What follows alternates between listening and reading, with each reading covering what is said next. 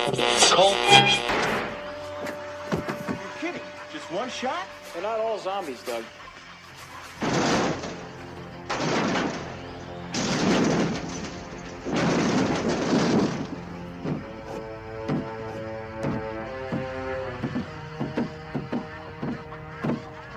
How do you fight this thing?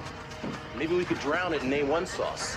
Well, sometimes that is better. The person you put up there ain't the person that comes back. It's a dance song to get down with. About 6 feet under.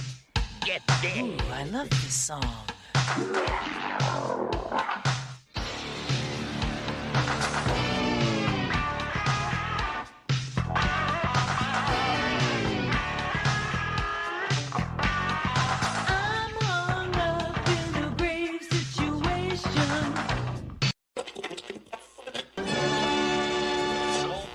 And now we come to the thrilling final episode of our radio drama. Hello and welcome to episode 266 of the Rotten Reviews podcast. Thank you everyone for showing up to another new episode of the podcast. If you're a new listener, thank you so much for showing up for this episode. Today, we are watching and talking about Shrunken Heads from 1994. But if you're a returning listener, you probably already know that because you show up to each and every single episode, and I appreciate you guys that do so much. It means a lot. I'm glad that I can do something that I personally enjoy and that others enjoy listening to. So hopefully maybe along this journey, you've found some new movies that are now your favorites. Who knows? That could be your Halloween time movies, you know. It's that time of the year. You gotta get all the horror movies in. I know for me, I watch them all year round, but I know some people, they don't watch them till October comes around. You're a little bit weird if that's you, but it's okay. I won't judge you at all, but then again, it's probably not you, because why would you be listening to me talk about movies if that's the case? But as I said in the last week's episode, today's episode is another blind watch for me. I picked it off of Tubi. You can also watch it for free on YouTube as well. There was a copy, which is pretty good quality, uploaded about 2 months ago upon doing this recording. So definitely go check it out if it's still there as well. If you want to skip the ads, I know Tubi has a couple ads here and there, and some people don't like it, but it is what it is. It's a free app, so you can't really judge it too much, because there's a ton of awesome content on Tubi. And like I said always before,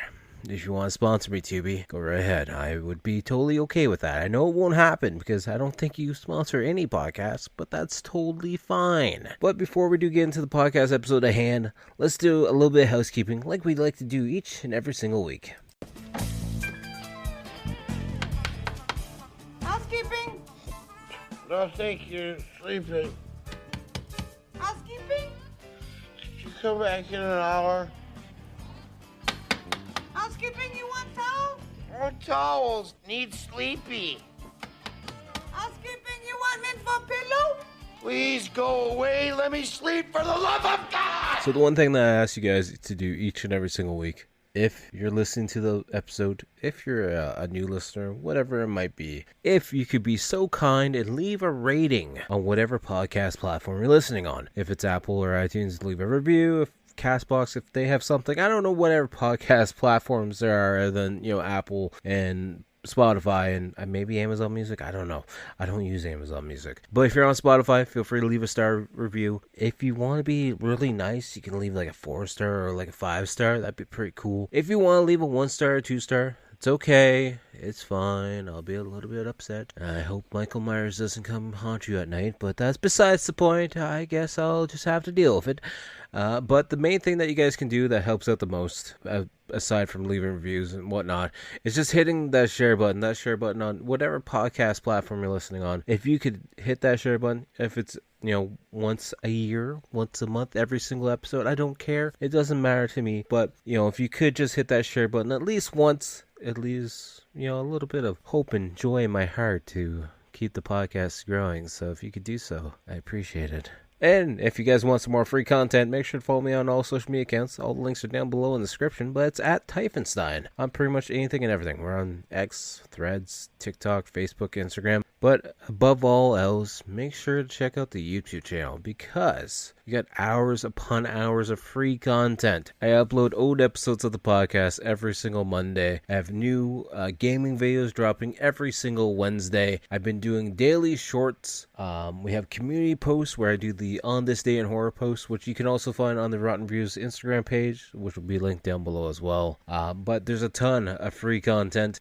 this month for October. I know a lot of people do like Sketchalloween or Drawalloween, whatever the different names are. It was originally called Inktober, but a lot of people don't like to use that because apparently the gentleman or person who created Inktober apparently likes to copyright strike a lot of people. So we're not going down that route at all. But for me, for 31 days of Halloween, I'm doing 31 different drawings of Courage the Cowardly Dog cartoon characters. Mainly the bad guys. We might draw, Courage and a couple other minor characters, but mainly we're just drawing the villains. So definitely go check that out. Last year, I did I did a bunch of Scooby-Doo villains. I shouldn't say all the Scooby-Doo villains because there's more than 31. But if you guys want, you can probably find those all. If you just, scroll back a year, you can find all the Scooby-Doo ones. Before that, I did Treehouse of Horror, and before that, I did a bunch of horror icons and whatnot on Post-it notes, which is pretty interesting. I thought about bringing those back out this year, but maybe next year. I already have actually a lot of plans for next year's October event, so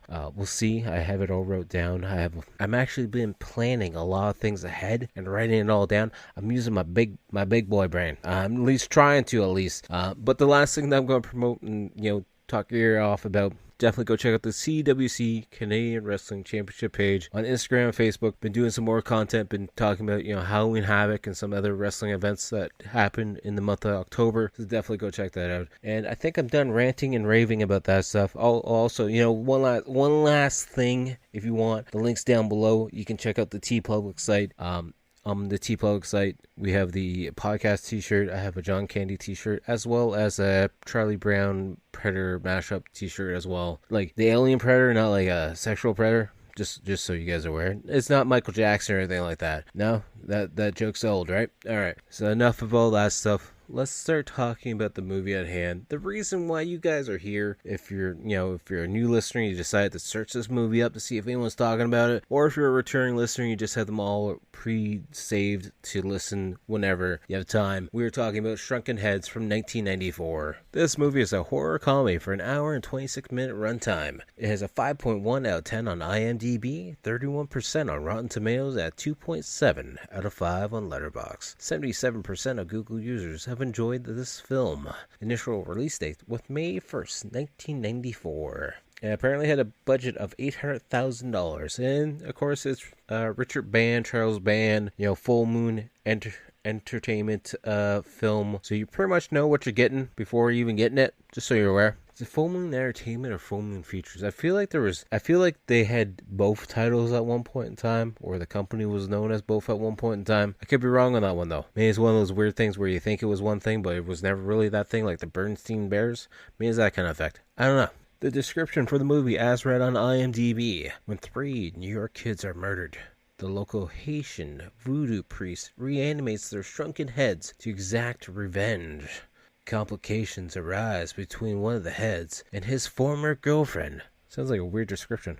I don't think that's the same description that was read on Tubi last week, but that's okay. The director for this one is Richard Elfman. I'm assuming he is the brother of Danny Elfman, but I'm just taking a shot there in the dark. And my shot in the dark would be correct because he is the brother of Danny Elfman, and I did not know they created Oingo Boingo together. I only knew Danny Elfman to be the main guy for Oingo Boingo, but upon looking at his profile picture, you can definitely tell they're related. Anyways, back to talking about Richard though. He was the producer for the 1980 movie Forbidden Zone. He was the producer for the 1998 movie Revenant, as well as the director for 2019's Aliens, Clowns, and Geek. Interesting. He's also the director for 2024's Bloody Bridget. Never even heard of that one.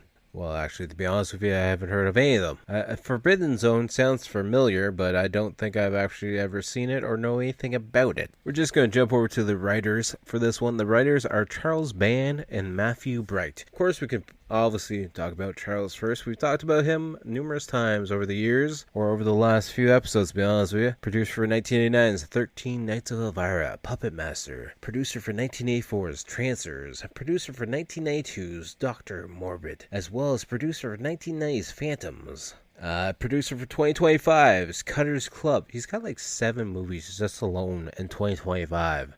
No, actually, there's more than 7, to be honest with you, because he just keeps popping movies out like he's popping candy. 2025, he's also producer for Dr. Monroe's House of Pain Noir. I don't know what that is, but I remember Dr. Monroe, so maybe it would be fun. Maybe I'll have to look it up. I mean, we could probably do months worth of just watching Charles Band related movies. Anyways, we could talk about him for hours. We're going to jump over to the other writer, who is Matthew Bright. He was the writer for 1996, Freeway. The writer for 2002's Bundy. The writer for 1980's Forbidden Zone, as well as the writer for 2002 Tiptoes. One of those movies doesn't sound like the others. He was also the writer for 1999's Freeway 2, Confessions of a Trick Baby. Oh, he also was the writer for 1992's Gun Crazy. I think we did that one for the podcast months ago, maybe last year.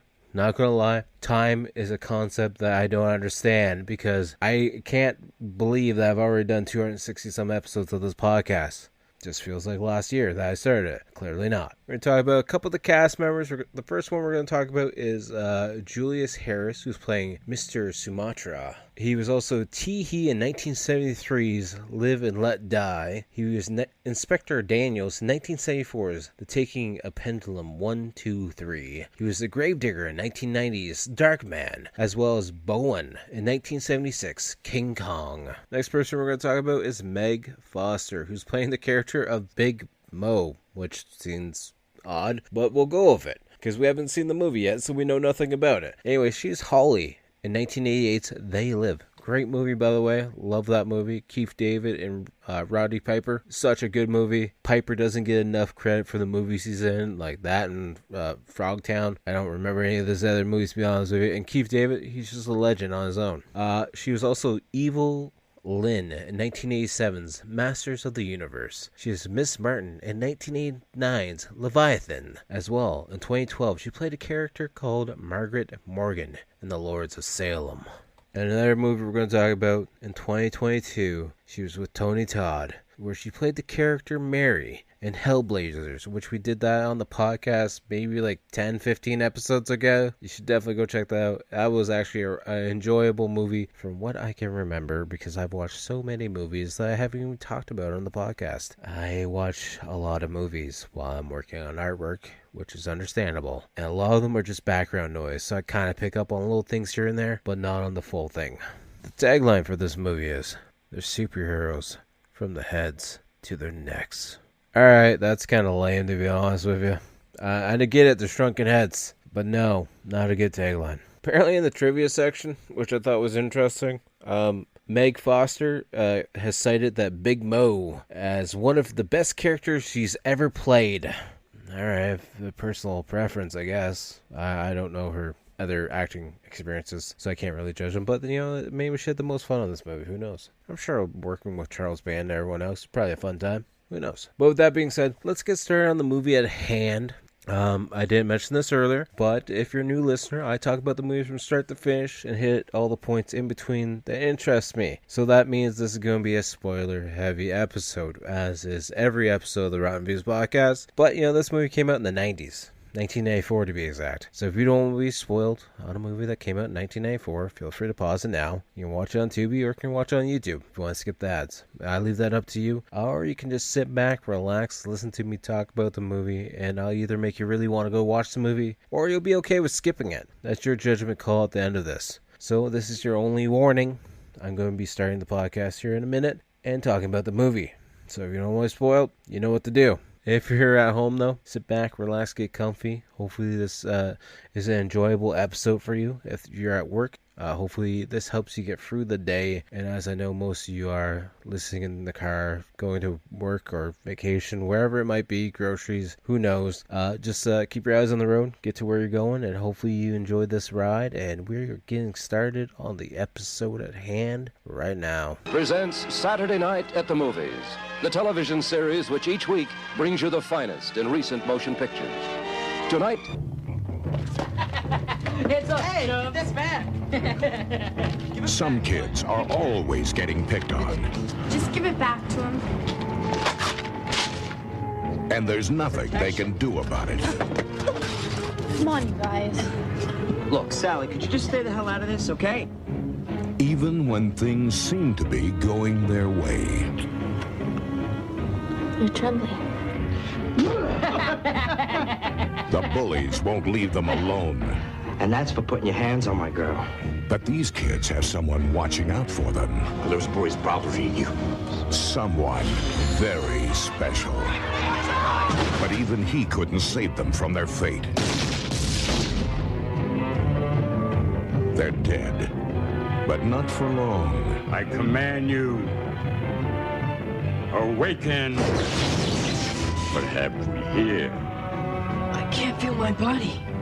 I feel so weird. This is so bad. Now the little guys are in charge.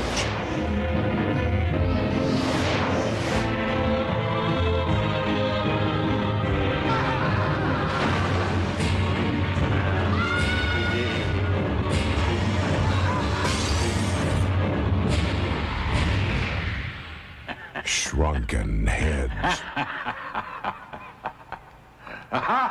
Got that classic full moon features image popping up. Got the nice slow music. Got some bats flying at the screen. And then we got this kind of like this Haitian style music playing. We see this orange smoke and fog coming throughout the screen as the intro credits start to play in. So the intro credits start to stop. We start zooming in on this kid outside who's sweeping outside this little family-run convenience store. His name's Tommy, and then this old lady's at the cash being like, "Oh, I'm gonna be a few cents short." So the dad's like, "All right, don't worry about it. I'll add to your tab." And this is Tommy Larson's dad. Not sure that guy's actual name. I'm assuming, actually, look on IMDb, it's just Mr. Larson. That's all the credit is. And then one of Tommy's friends come in, he's like, "Hey Tom, we gotta go check out this new thing that just came in." We find out it's a whole big shipment of DC shoes, I'm assuming, that just showed up at Mr. Sumatra's store. So the dad's like, just finish that spot, Tom, and then you can head off, go take a look at your DCs. You probably don't have money to buy them, but go take a look at them at least. So then we see this kid just riding his bike around, and this group of older kids, they look like they're in the 30s almost. They stop the kid and like, "Hey, you want to be riding your bikes around here? You got to pay." And the kid's like, Pay? And apparently this is the Viper gang, maybe, because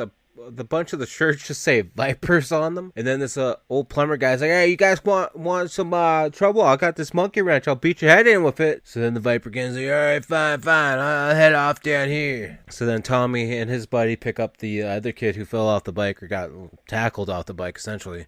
I'm assuming his name is Freddy. And we find out Freddy just moved in like last week, and apparently his actual name is Frederick Marion Thompson. And he's like, "They always call you Frederick?" He's like, "Well, you can call me Freddy for short, I guess." So I was wrong. They're not going to look at DC shoes. They're going to look at DC Comics. And this movie just got a couple extra points because Mr. Sumatra apparently runs a newspaper stand that sells comic books.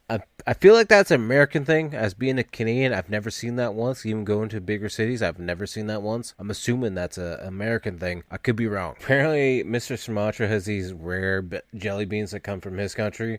And apparently Bill, the other friend's a big jelly bean freak. So he's like, "Hey, you should try some. You're not going to find them anywhere else at all. That's for sure." And then as the boys are leaving, Bill says that Mr. Sumatra was a magician where he came from. And then Tommy's like, nah, my old man said he was a policeman. And then Freddy's like, "Really?" He's like, "Well, yeah, that's what I was told at least." And the boys are just sitting on the sidewalk. They got some furniture somehow on the sidewalk. And they're reading a bunch of comic books. And then Freddy's like, "Oh, don't look now." And then the Vipers show up. And I swear to God, they're in the 30s. And they're picking on kids that are probably like 14 years old. And the one lady who's with the Viper be like, "Can you guys just stop picking on the kids for once?" He's like, "What, you gonna stick up for them now too, huh?" Then one of the Viper guys is like, "Hey, Vinny." I'm assuming he's the leader of the Vipers. He's like, "Hey, Mr. Sumatra's watching." He's like, "I don't care if Mr. Sumatra's watching. He could take a bite of this." And he grabs his crotch because, he's the tough guy. So then the boys, after the Viper gang head out, they go over to talk to Mr. Sumatra. And Tommy's like, "Hey, you used to be a policeman, right, sir?" And he's like, "Yeah, I have some police history in my past." He's like, "Well, how would you do, like,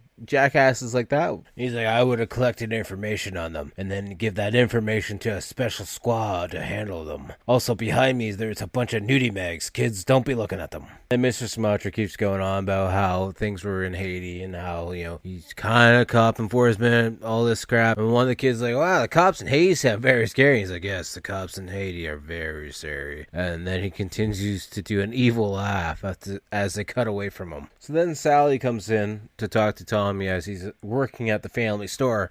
And she wants to say sorry about how, Vinny and the guys, the Vipers are. He's like, your boyfriend's a real piece of shit, just so you're aware. He's like, how's he your boyfriend? She's like, what's the problem with him being my boyfriend, huh? And then she storms away, and then Mr. Larson's like, do I sense some girlfriend problems? And the whole reason why Sally went there was just to say sorry for the way Vinny and the guys were. And then we see her walking down the sidewalk, and Vinny's trying to pick her up in his car. And she's like, what you guys did was really stupid. You gotta stop picking on Tommy. And Tommy's a good guy. And then we see Vinny not watching, and the buddy's like, hey, watch it. You're gonna run over these old people. And they're driving this old station wagon that's got like Bondo and primer paint all over it. And the back door is open. And it's got like a donut tire on it.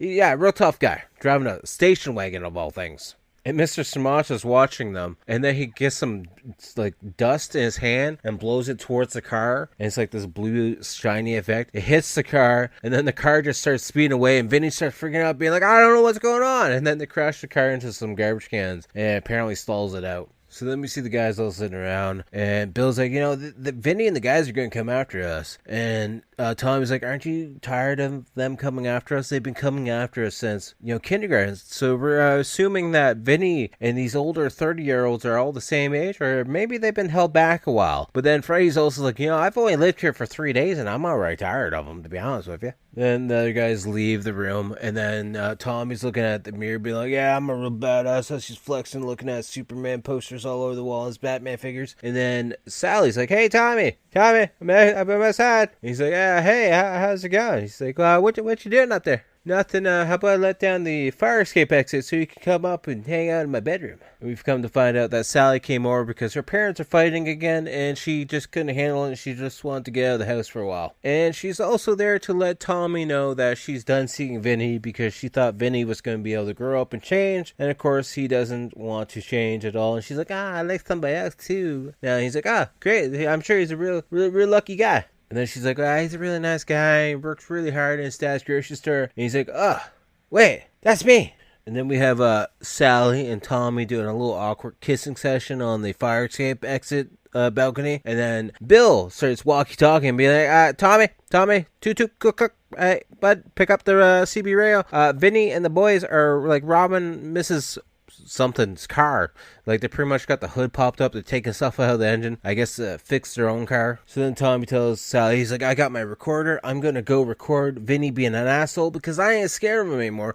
And I'm going to get him in shit. So then he just starts recording them from a rooftop as they're pretty much acting like a chop shop team on this car. They're taking the tires off. They got it up on cement blocks. They're taking stuff out of the engine bay. And then Vinny's just sitting in the car being like, come on, guys. You guys are being a slow pit team. Come on, let's go already. So then the guys load up the car, and Vinny just drives away, leaves them all there. And then we just see them slowly walking down the sidewalk, and the cop car pulls around the side. Man, all right, you guys stay right there. I don't know what you guys are doing, but you're definitely up to something. He's like, I don't know what you guys been doing, but look at that car down there. That car looks like it's been stripped down there, and you guys clearly probably had something to do with it, too. Then I don't know where Tommy just comes over. He's like, hey, officer, check out this video I just took 2 seconds ago. And he's looking at the video, he's like, that looks like a felony, guys. Looks like you guys are all going to jail for a while. Looks like you guys are getting locked up for a while. And then one of the bad guys, Booger's like, I'm going to kill you, Tommy. And he's like, you better be scared. And then all the other guys like, we're going to be scared for the rest of our life because they're going to kill us. So then we cut to this big warehouse operation where we see a bunch of different gangsters doing their things. And then Vinny comes in, being like, hey, we got to talk, Big Mo. And then Big Mo's like, all right, so talk. And I had no idea that Meg Foster was trying to play a male mafia boss headman guy because, it looks pretty well done. And Vinny's like, yeah, so we got a problem, Big Mo. So some kid might have took a video of us, stealing some carts off an old lady's car, now we're all in shit. And Big Mo's like, you know what, Vinny, I've been trying to teach you a lesson. Just grabs him by the junk and be like, you need to do some better work here. So Big Mo then goes and gets $3,000 and he's like, I'm going to go get all the guys out of the jail because you apparently are too stupid and too useless to do it for yourself. Then Vinny and the Vipers come speeding around the corner. They see the kids sitting on the sidewalk, sitting on some steps, bringing some comic books. They get out of the car, throw them all in the station wagon, and then take them to Big Mo's to confront her. Him, maybe, I guess. So then Big Mo's like, so what's you guys' names? And Tommy starts saying everyone's name. He's like, can your friends not talk for themselves? And then Freddy actually passes out. And Big Mo's like, all right, I'm going to give you guys a warning. Just this one time, I'm going to be nice to you. And if you don't listen to the warning, some bad things are going to happen. So then we see Big Mo telling a couple of the henchmen to go take the kids in the back to the storeroom to tie them up because she's got some business to do, or he's got some business to do because some Irish guys just showed up outside to do business. And then they're tied up, so Bill's like, got any other smart ideas there, Tommy? And he's struggling. He's like, I'm almost out. And he actually unties himself somehow because apparently these henchmen are too stupid to tie a good knot. So the kids are now all free, and Bill's looking at some paperwork, and apparently it's number slips, and they decide, hey, if we take these, we can probably screw our Big Mo's operation. Some people could, be betting on things and not know what's going to happen. Anyways, then Big Mo's like, hey, go get those kids. And the henchmen go upstairs, and the door's locked, and they can't get inside. So then we see the kids using chairs to get up to this, crawl space in the ceiling. And next thing we know, they're stealing the bags as well. So then the henchmen are trying to get the kids out of the ceiling, but they can't because there's this doorway for that attic or the rooftop, and they lock it off. And then they go down and talk to Big Mo. He's like, so the kids kind of got away, and they kind of got away with the money slips as well. And that really pisses off Big Mo. So she then goes to wake up Vinny at his home with her henchmen being like, so those punks you brought around, they're causing me a lot of trouble now. So then Big Mo's like, hey, Vinny, so those kids, those little punks, they took away my money slips. They have all my money slips. Seeing that they're in your territory, that kind of makes it your problem to fix. So then she hands him 2 guns. And then a third one, a shotgun. He's like, so you want me to handle it like this? He's like, well, yeah. Then we just see the kids walking in the streets. They still got the money slip bags over their shoulders. And then this car pulls up, and the headlights just start shining on them. And then Vinny and 2 of his guys get out, and he's just like, we gotta do it now, we gotta shoot him now. And then we just see a bunch of gunshots going off, and of course the kids are now dead on the sidewalk. Then as the car is squealing away, we see a bunch of lights turning on in the house because it's late at night. We see a bunch of people looking out the window, and then Sally looks out the window, and of course, apparently Tommy died right outside her window because she starts screaming his name, and then we see police sirens, and we see the flashing lights coming up. And then Vinny's talking to Big Mo, being like, hey, what if somebody pinches us for this? I didn't really want to whack these kids, I didn't want to do this. And then Big Mo's girlfriend starts freaking out. She's like, why? I thought you were just going to rough them up a little bit. He's like, Big Mo's like, don't, honey, you just whack them, smack them around a little bit. Don't worry about it. So then she gets taken away by the driver. And then Big Mo's like, hey, now that I know you can do the job, Vinny, I'm going to make you my right-hand man, okay? You can do the job. You can do some killing and stuff. Everything's going to be fine. Don't worry about it. But the one thing you got to do, you got to watch your mouth around Mitzi. She's a very sensitive lady. I don't want her being upset. She's my lady. You just got to chill your mouth out, you little punk. So then we see a crime scene. We see everyone standing around. We see Sally crying. And then Mr. Sumatra shows up. He's like, what happened here, Sally? And she's just like, they're dead. He's like, who's dead? He's like, Billy and the kids, they're all dead. The Billy and Tommy and the new kid, they're just dead. And he's all freaked out. And then next thing we know, we see apparently all of them had their open caskets funerals at the same time. I'm not sure if that'd be a actual thing that would happen. I'm assuming the families would want all their separate ones, but it is what it is. And now it's after funeral, and we see Mr. Sumatra making his way to the morgue. And we have this funky, Shrunken Head style music coming on. And he's opening up the caskets and, feeling everyone's head, the 3 boys' heads. And he's getting ready to I'm assuming extract some essence from them, maybe extract their head a little bit.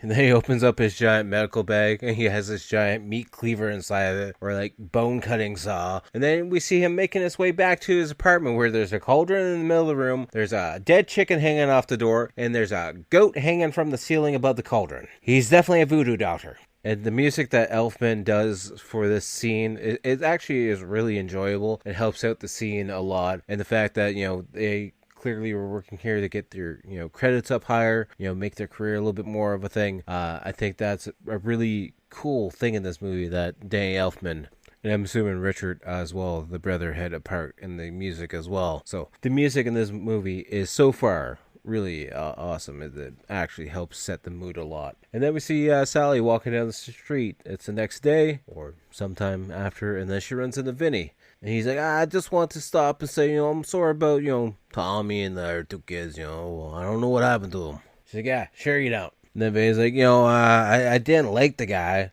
I was pissed off at the kid. I didn't want him dead, though. And she's like, well, why weren't you at the funeral? He's like, well, to be honest with you, I didn't think I was really welcome or wanted at the funeral, so I figured I'd stay away. So then we see Mr. Sumatra in his apartment, and some old couple comes up, being like, Mr. Sumatra, there's a horrible stench coming from your apartment. And he picks up this dead-looking cat on the ground. He's like, as you can see, this cat's not doing very well.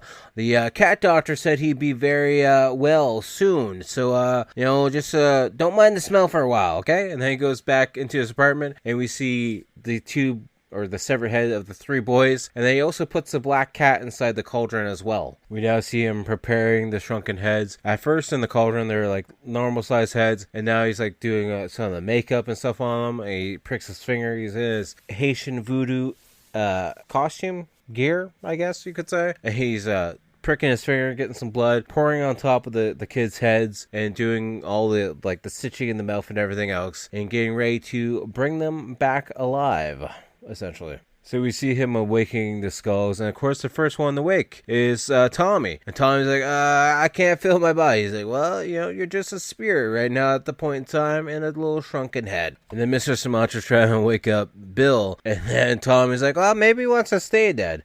He's like, nah, he doesn't. Here, I got a jelly bean for you, Bill. Wake up. And he starts eating the jelly bean, and then he starts waking back up, being like, where am I? And then Bill starts complaining, or as Mr. Sumatra likes to say, William, you cannot be complaining so much, right? He's like, well, I don't want to be a shrunken head, I'd rather be dead. So Mr. Sumatra's like, you guys might have lost everything below your chin, but you're going to be able to fly around and do everything.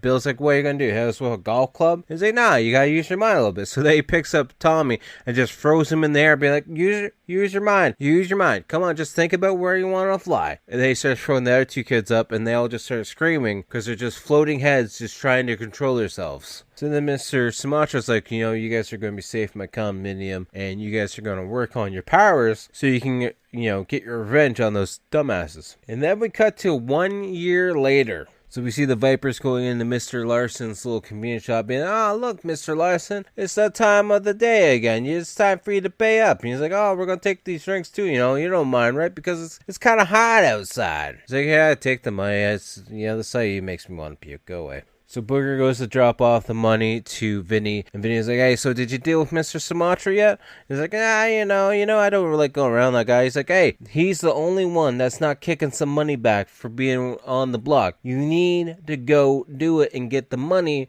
or I'm going to get somebody else who can handle the job. So we see Mr. Sumatra sitting in his condominium, and he's opening up the case for the shrunken heads to fly out. And he's like, so, boys, are you guys ready to go do some of your deeds and go do some of your work?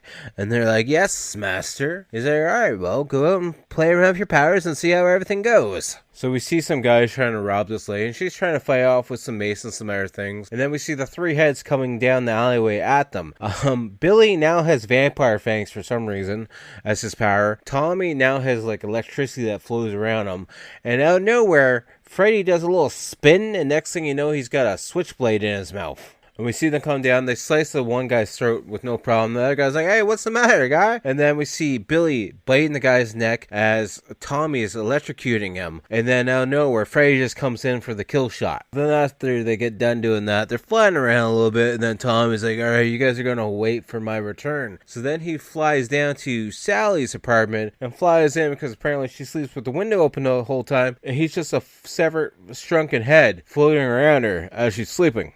We see that Sally sleeps with a picture of Tommy beside her bed, but she's also sleeping with a necklace on with her heart locking on it that says, to Sally, from Vinny, and that pisses him off, and he starts like getting electrified, and then he flies away, and then after he flies away, Sally wakes back up, but then she just starts like holding his picture, and then they fly back to Sumatra's place, and Tommy's like, the master is right. There's nothing left for us to live for. We're just going to, get our vengeance. And the boys tell Mr. Sumatra, they found evildoers and that they will never do any more evil. And he's like, yes, great, my wonderful boys. And then we cut back to the two mugger guys that were trying to steal from the lady, and they get electrocuted, and they wake up as zombies, I guess I can talk. I'm not really too sure. They're not alive, but they're alive, I guess. And then Sally's listening to the radio the next day. She's looking at a book. And on the radio, it's like, this weird disease is attacking all these criminals. And, it makes them lose the bowel functions. And then it makes them want to clean up all the litter around town. It's kind of weird and kind of crazy that it happens like that. But, it's a weird disease that's just happened to all the criminals around town. So that's cool. So then two guys from the Vipers go to pay Mr. Sumatra a visit. One of them is Podwhisky and Booger. And he's like, hey, so, it's been really quiet around here lately. No criminals, no garbage, no nothing. He's like, so people been paying off, thugs to stop causing issues. He's like, well, yeah, there's a little bit of that, but, Mrs. Sumatra, it's a small little fee, it's probably time for you to pay up. And Mr. Sumatra starts talking about some stuff, and then his eyes start to grow red, and Booger's like, what, I'm not dealing with this guy anymore. I'm done dealing with this guy. Vinny can deal with it himself. I don't give a shit. I'm done with this crap, and walks away. So then Pod Whiskey, or whatever his name is, follows after him. So then after they get farther down the sidewalk, Mr. Sumatra pulls up his briefcase and pulls out the three Shrunken Heads, being like, the malefactors went down that way, and you should probably go exact your revenge on them. So we see the Shrunken Heads flying around. Every time they're flying around, we can definitely tell, or I can definitely tell, that the spot that they're flying around, it's all a model that they created, which actually looks pretty cool. Not gonna lie, it doesn't look super cheesy or stupid or anything like that. I actually think it looks very well done. Anyways, we see Booger getting ready to go take a shower, and then Podwhisky is actually sitting on the couch watching, I believe, Robot Wars by the looks of it. Anyways, Booger goes to go take a shower, and while he's in the shower, the three Shrunken Heads open up the curtain, and then Frederick comes in with the knife in his mouth and literally just slices his throat open. And then next thing we know, we see Tommy electrocute him while he's in the shower, and we just see him dropping dead in the shower. And then we cut to Vinny trying to get some action from Sally in the backseat of the car. And she's like, I'm not ready for this. I don't want to deal with this. He's like, fine, you can walk home then. She's like, fine, I will then, jackass. And then Vinny's like, I hope you get ran over, bitch. And Podwhisky falls asleep on the couch, and he wakes up to the static playing on the TV. He's like, hey, Booger, man, are you still in the shower by chance? Are you still in there, man?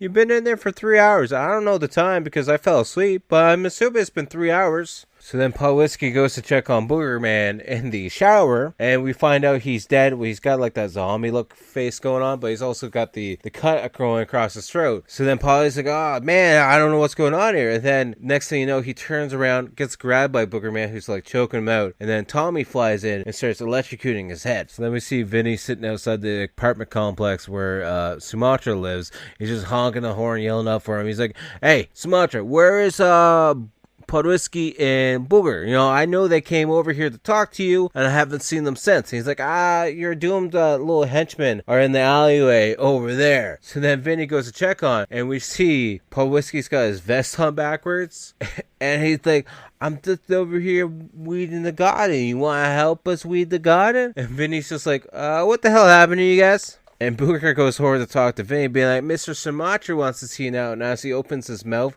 a bunch of worms and maggots fall out of it, and Vinny just bolts away. We see Sally visiting Tommy's grave and be like, I'm sorry I couldn't tell you before how I felt, Tommy. I've always loved you. I'm sorry I never got a chance to tell you that. And then Tommy's head starts floating through, being like, hey, Sally, it's me. I'm the Tommy, Mr. Sumatra bus back to life. And she starts freaking out and bolting through the graveyard. So then he does like this green laser on her head, and he's showing her everything that's happened, and how the guys killed him, and then how Mr. Sumatra brought them back to life, and pretty much giving her a fast track of what's going on. And then Sally knocks on Sumatra's door. He's like, who's there? It's Sally. And he opens the door. She's like, I want to see Tommy. I'm coming in. He's like, what do you mean? So then Sally's like, Tommy told me that Vinny and the gang kind of killed him. And he's like, yeah, they did. And she's like, well, why didn't you tell me? He's like, well, wholesome girls, they'd like to go for evildoers, and you just gotta go through the cycle, I guess. So then Tommy comes out of the china cabinet, being like, hi Sally, I know my current form kind of disgusts you and whatnot. She's like, no, it doesn't. Here, if you disgusted me, well, I do this. And then she turns around and unbuttons her shirt so he can put his voodoo shrunken head up against her brow. Why? I don't know. So they can be closer, I guess. And then we just see Vinny freaking out in his apartment. He's smoking a lot. He's drinking a lot. He's got a gun in hand, be like, I'll shoot these stupid voodoo things if they come after me. Also, I didn't mention it, Vinny's now got fancy suits on, gold chain on, gold watch and all this other stuff. He's higher up in the gangster level now that it's been a year later. Vinny falls asleep in the corner of his room, and he wakes up to the smell and sounds of Booger and Pawlitsky farting. And then they come after him, and he starts shooting at them, but they're not fazed by it. So then he gets free from them, jumps through the glass window in his apartment. I'm not sure how many floors up he is, or maybe he's on the ground floor. But then he just starts running through the streets, which is dead now. There's newspaper flying all over the place. And he just keeps freaking out because now there's another zombie bad guy of some sort coming after him as well. And then the Shrunken Heads show up, and Billy's like, Mr. Sumatra wants to blow your shrunken head there, Vinny. Come on, it's gonna be fun. So then we see Sally still in Mr. Sumatra's apartment. He's like, I need to ask you a question, Sally. You need to be honest. I need a virgin to finish this spell. Are you by chance a virgin? She's like, yeah, you're not going to sacrifice me, though, are you? He's like, no, nothing like that. And then Vinny goes to talk to Big Mo, being like, hey, those kids we killed, or the kids I killed, they're Shrunken Heads. They're controlled by Mr. Sumatra. They're flying around. They're got skin falling off their head. All these other bad guys,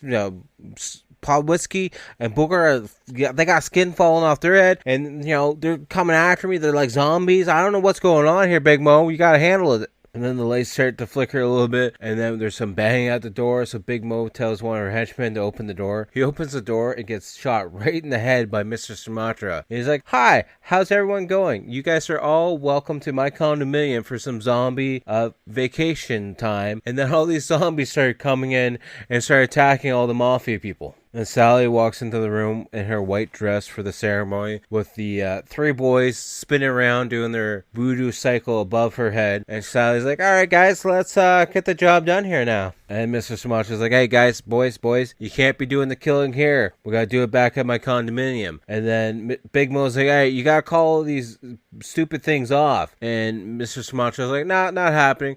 And then he gets shot. And then we see Big Mo grabbing Sally at gunpoint and dragging her outside and putting Mitzi and her in the car.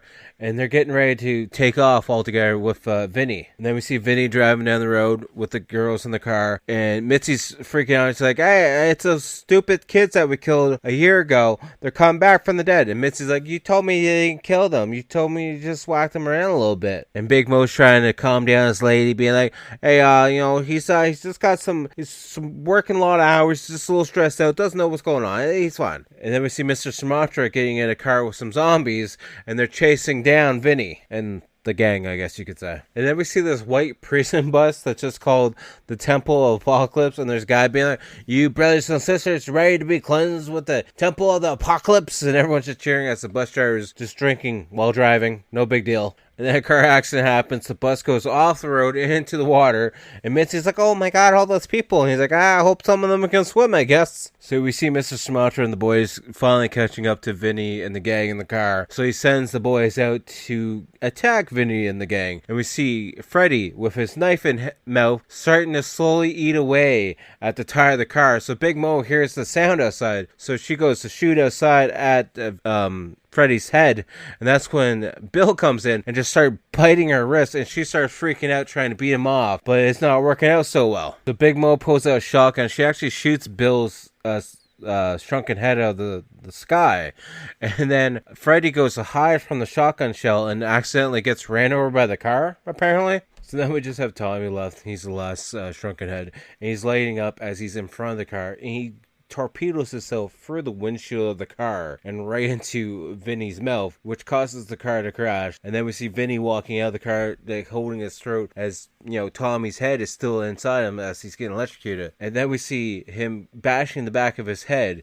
into the car because, of course, Tommy's like keeps hitting him. And then we see Big Mo holding Sally at gunpoint, being like, "Hey, how about we call things even? You call your guys off, and I don't kill the lady, huh?" And then Mitzi grabs the gun out of Big Mo's hand, or tries to.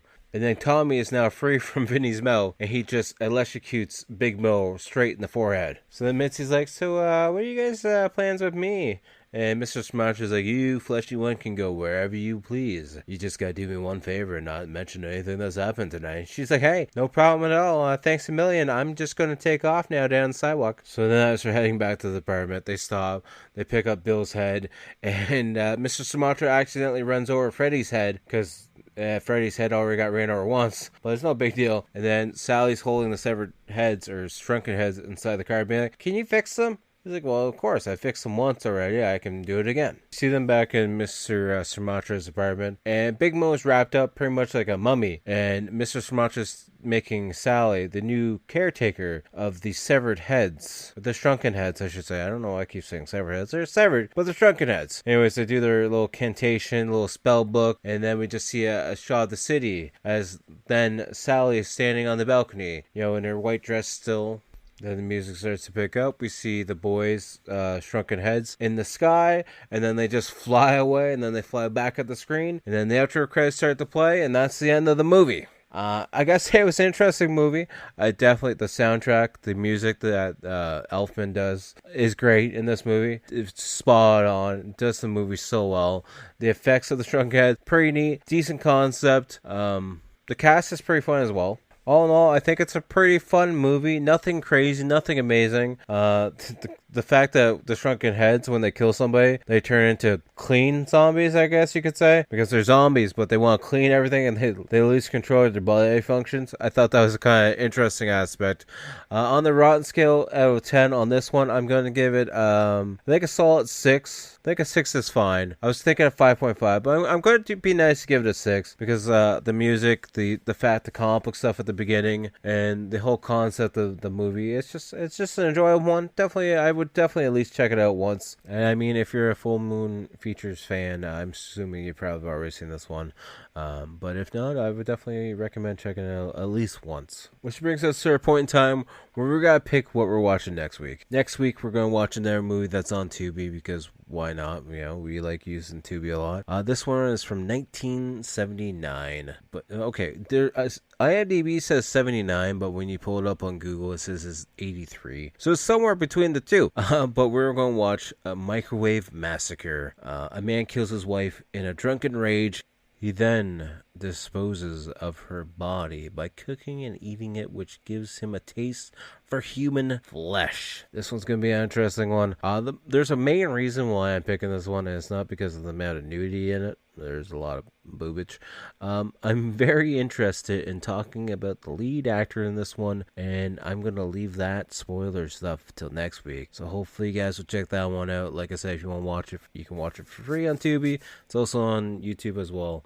It's a horror comedy as well for an hour and 16-minute runtime, so it's going to be a quick one. I don't know how much I'm going to be able to talk about because of the couple of scenes kind of silly, but that's besides the point. But hopefully you guys will check that out next week. As always, make sure to check check out the Outro Man, trial-based horror band, Blood Opera. They're linked down below. They're also tagged in each and every single episode, so definitely go check them out. Give them some love, share their music, like some of their songs, all the other fun stuff. Make sure to check out all my social media links down below at Typhonsign. Find me on anything and everything from Instagram, Threads, X, TikTok. The big thing being the YouTube channel. If you want tons of free content, hours upon hours of free content, go check it out over there.